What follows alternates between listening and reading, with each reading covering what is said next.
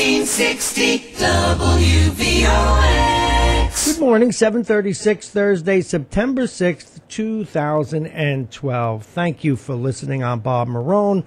67 degrees, a mixture of sun and clouds, but that's at the moment. It will give way to sunshine. On the telephone right now, please welcome the chairman of the County Board of Legislators, Ken Jenkins. Good morning, sir. Good morning, Bob, and good morning, Westchester. I like the way you do that with the good morning, Westchester. I have in my hand for immediate release. It's dated August 31st, but I haven't seen you since. Westchester County Board of Legislators Chairman Ken Jenkins acknowledged today that County Executive Robert Piastrino sent him a letter this morning requesting that the BOL, the Board of Legislators, reintroduce the prior source of income legislation. Tell us about this. Well, the county executive was following the orders of Judge Code in this particular matter, and while he was being recalcitrant about it, the Justice Department sent a letter to the county and said that we are in undeniable breach of the housing stipulation order, and said they were going to impose or they were going to request contempt of court charges against Westchester County, something that could lead to significant fines and the dismantling of the stipulation agreement, which would be a $500 million tax hit for the people of Westchester. So is this element of the housing issue over with now, at least the part about the sources of income?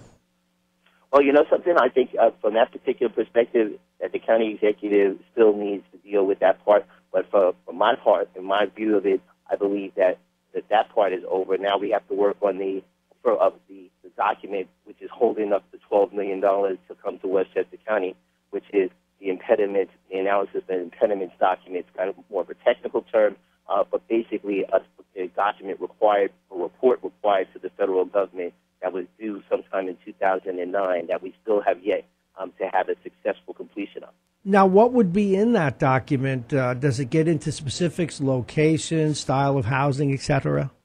No, it does not. Actually, what it is it's a blueprint, right? So one of the things that it has to do is to show how the county is affirmatively furthering fair housing. And in the document in the past, which is what the county was found negligent in, it said we identified analysis of impediments, which included race, and then we had a plan and said this is how we're going to fix it, and that never happened. And that's what the real sticking point at this point in time is how do you address some of these issues, not specific location, but how do you address it as far as planning is concerned, zoning is concerned, and marketing, and making sure that people can age in place, our seniors and veterans can utilize all the tools that are available to them, our disabled folks. Chairman Jenkins, where does the rubber meet the road? As a guy who's done a lot of planning in my former life, there is that point in time where a plan and its budget are so succinct, this is what you're agreeing to do. And then there are plans in principle, but as you actually begin to build or you find your sites, for example, part of a plan may say find a site in such and such a town. Now, will there be after this document is done, will there be other food fights as we go town by town? Well, the truth, again, I don't believe that's the case. I believe that all the municipalities need to have development in their areas. They want to have control over that. That's the whole zoning idea. Yes. And as long as we try not to have the boogeyman strategy that tries to scare people and say that if the guidelines for having open development happen, that we're going to have the whole towns obliterated and run over by huge housing development. I believe that there's a balance between that, and there's great people that have worked along the way to educate people and understand that good housing is good for everyone. Affordable housing works for people that want to age in place and have sustainable communities where people can live and grow and live their entire lives through, and that it's not discriminatory. And I think that people keep forgetting about that. That's part of what this whole source of income issue is about. No, but isn't it realistic that, all right, this source of income issue will be out of the way, but won't these towns push back as we go case by case, people that feel that they don't want the government to tell them where to put up housing, et cetera, and the zoning laws, et cetera? Well, the funny thing is that government are the ones that make the zoning laws. So I guess that would be government talking to government. The people in the local municipalities have had those laws developed by local elected officials, and they get their input from the community boards and community people and just the residents of those municipalities. There's a striking balance that says you do something that makes sense and you're doing something that is being discriminatory to try to keep other people out. Now, one of the interesting things, it's not always about ethnicity, as people like to think. Sometimes it's about economics, but economics could be just as a discriminatory factor as other matters when you don't take in consideration all the places and sources of income. As a federal law that's already in place does for credit, which prevents financial institutions from denying things based on someone's source of income. I thoroughly get that. I thoroughly get that. 742, we're talking with Ken Jenkins, the chair of the County Board of Legislators here in Westchester County, about affordable housing. Here's what I'm trying to sort out, and I get now that whole issue of let's not discriminate on income, et cetera, but I like to think, as a reasonable person might, even though I may not get credit for that, nor perhaps do I deserve that. But if I own a $3 million house in Rye and I want to maintain the value of my property, and I don't want townhomes next door to me, is the state or the federal government going to be able to impose that?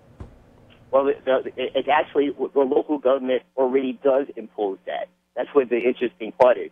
So let's say you bought a house next to a school, and that school was there before you purchased your house, and now you want to stop the kids from walking in front of your house because you think that the kids either don't reflect your neighborhood anymore, or because those kids have to walk past your house to get to their local. Well, you know what? To me, that seems to be, tough tiddlies. You know, you bought the house there. It's like people who buy a house near an airport and then complained about sound. I'm with you on this.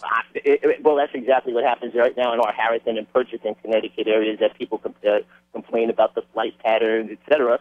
It's the same argument. So it's still, from that particular perspective, wait a second, the federal government isn't doing anything less or more than your local government does right now. But what about in reverse, Mr. Chairman? What about in reverse? What about when here I've worked all my life to buy this house and there is no townhome next door and I want it in a less residential area in my town? How does that work out? Well, again, if you have zoning, and that's the whole part about zoning, is if you have zoning that has the full spectrum of housing opportunities in it, it's something that's necessary to be able to sustain your community. If you don't have any opportunities for that at all in your municipality, that means you have exclusionary zoning. Okay. And that's kind of what, and that's really the technical, and it's a hyper-technical argument when you deal with that. Because if your entire village is zoned for 3-acre zoning with no house higher than 1 story, well, guess what? That means you can never have. That's exclusionary, is what you're saying. 744. Any announcements you want to make? Well, you know, I'm down here at the National Convention. Yes. So I'm actually going to have a great time tonight going to hear the president speak and accept the nomination.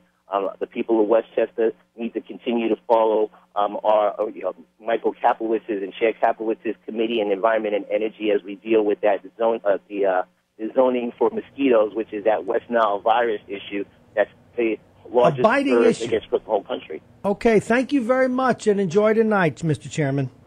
Thanks a lot, Bob.